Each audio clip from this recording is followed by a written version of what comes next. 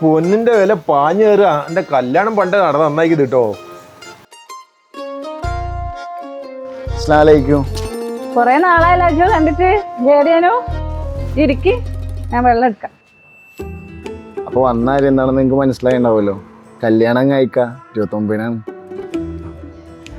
അപ്പൊ 2 ദിവസം മുന്നേ രണ്ടാളും വന്ന് കഴിച്ചുകൂട്ടി തരിക.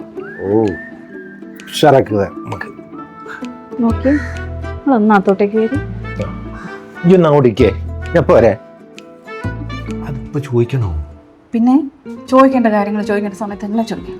എന്നാലും ഇപ്പൊ ചോദിക്കുന്ന മോശല്ലേന്ന്? ഒരു മോശമില്ല, നിങ്ങൾ ചോദിക്കും.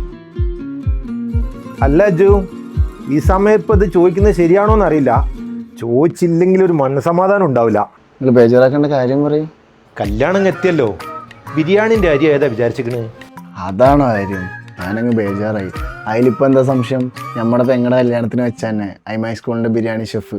കഴിക്കുന്നവരുടെ മനസ്സും വയറും നിറയണമെങ്കിൽ അരി ബിരിയാണി ഷെഫ് തന്നെ വേണ്ടേ? അതന്നെ. അപ്പൊ കല്യാണം ഉത്സരാക്കാം.